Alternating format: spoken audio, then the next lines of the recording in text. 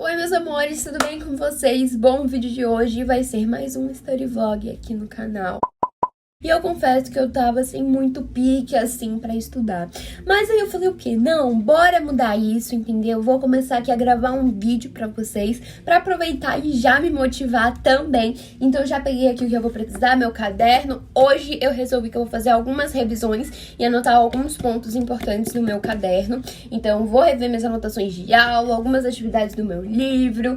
E é isso, gente. Pra quem não sabe, estou no 9º ano. Esse ano tá sendo assim, gente. Meio complicado. Eu acho que por ser o 9º ano, né, o último ano do fundamental, então esse ano tá sendo bem mais cansativo pra mim, mas mesmo assim a gente não pode deixar de estudar e se motivar sempre, né? E não é nem questão de motivação, e sim mais de disciplina mesmo. A gente precisa fazer nossas coisas.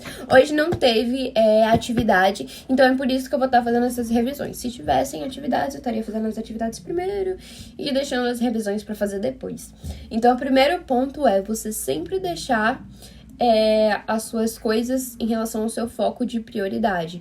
Então, vai vendo, vai analisando e se você preferir colocar num papel mesmo, você pode. Inclusive, eu utilizo muito o método de to-do list. Mas vamos parar, né, de falação e vamos pra parte que interessa, que são os estudos.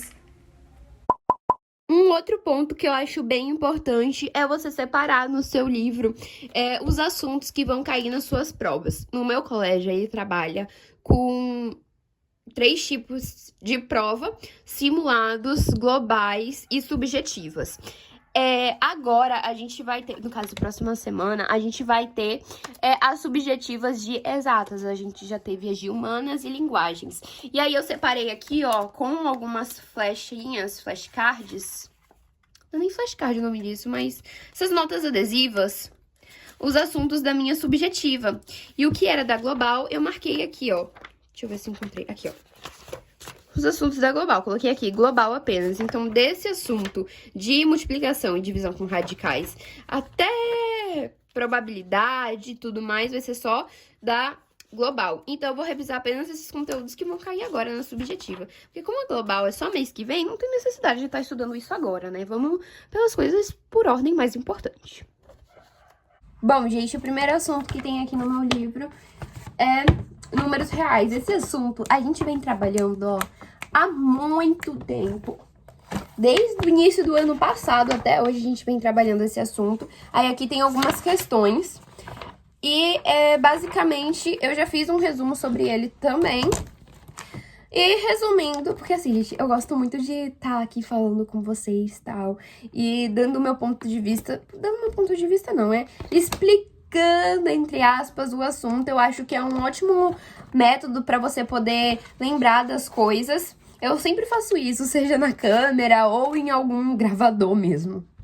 Bom, vamos lá, vou explicar mais ou menos pra vocês o que eu entendo desses conjuntos. No total, eles são 4 conjuntos que formam os conjuntos de números reais. O primeiro deles são os números naturais. Eles são basicamente o que a gente utiliza no nosso dia a dia. 1, 2, 3, 4, 5, 6, 7, 8, 9, 10. Os números positivos. Só que com o passar do tempo, também foram precisos o surgimento de números negativos. E foi daí que se iniciou os números... os números não, né? O conjunto dos números inteiros. Nisso, eles têm esse conjunto que são subdivididos. Z, que é a representação, né? A representação do natural é IN. E também, com o tempo, novamente, né? Porque assim, as coisas vão surgindo.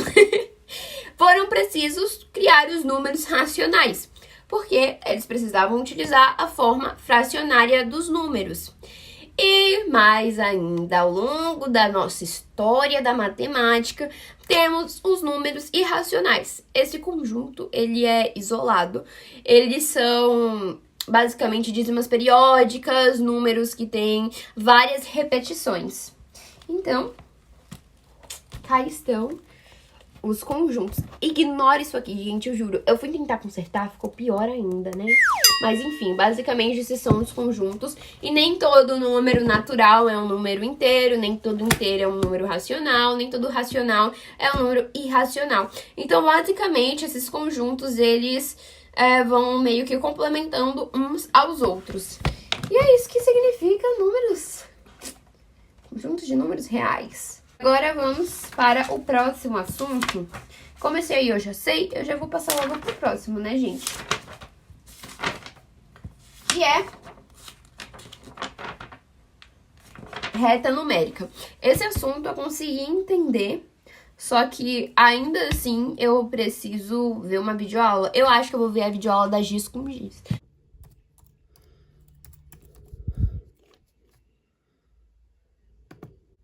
Oi, gente. Você já sabe localizar os números numa reta numérica? Se você não sabe, você está no lugar certo. Seja bem-vindos ao meu canal. Eu sou a Giz e nessa aula você vai aprender a localizar esses números na reta numérica. Vamos lá? Agora nós vamos iniciar a aula. Então, olha o que eu trouxe aqui. Uma reta numérica, tá? E eu já trouxe aqui os números negativos, o zero e os números positivos já descritos nessa reta, finalizados nessa reta numérica, certo? E aí, eu trouxe aqui os números, são números reais. No ano nós aprendemos o conjunto dos números reais. Você não se lembra o que são os conjuntos numéricos? Então eu vou deixar a indicação aqui para você. Aí você pode lembrar o que são os conjuntos numéricos e o que se refere a cada um. Quais são suas características, quais são os números que compõem cada conjunto numérico. Que daí fica mais fácil de você ter um bom desempenho aqui, certo? Essa transformação de fração para número decimal, eu também vou deixar a indicação para você, para que você possa... Gente, peguei aqui as cores que eu vou estar utilizando. No caso, na minha matéria de matemática, o meu color code, assim, para título é verde água e tal. Só que para corpo de texto eu também uso verde água às vezes, mas eu uso mais o azul e vermelho. E o preto, né, que é a minha cor base. Esse aqui é aquele título corriqueiro que salva a sua vida. Você não quer fazer algo muito elaborado? Então pronto, ó. Tá aqui pra você, tá na tua mão. E aí, gente, o que eu descobri? Eu descobri que esse número fracionário aqui, 2/5, ele é a mesma coisa que o decimal 4/10, que é o nosso 0,4. E onde que eu vou colocar ele agora? Bom, já sei que é no lado positivo.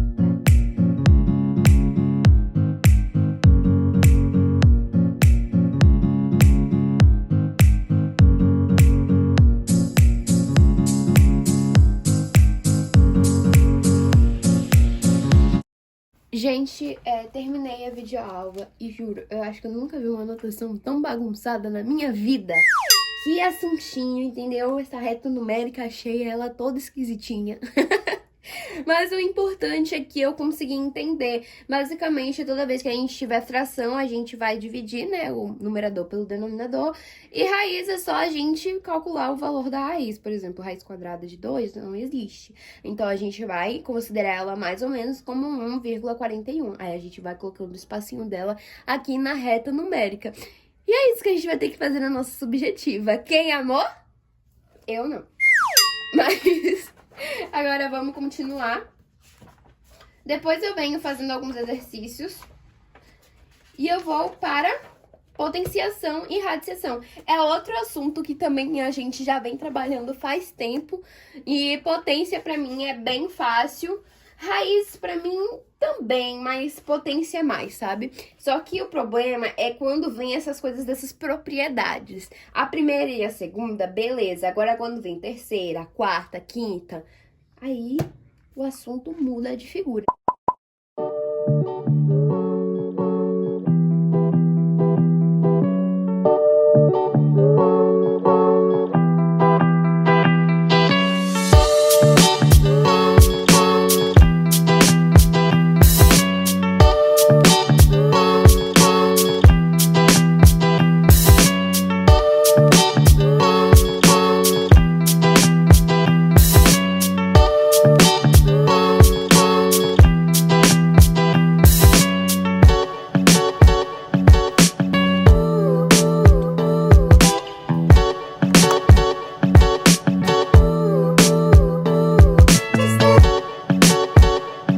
Operações com radicais, adição algébrica com radicais.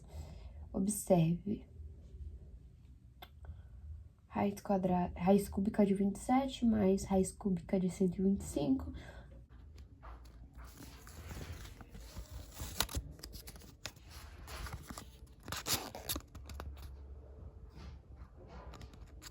Eu vou tentar fazer no meu caderno.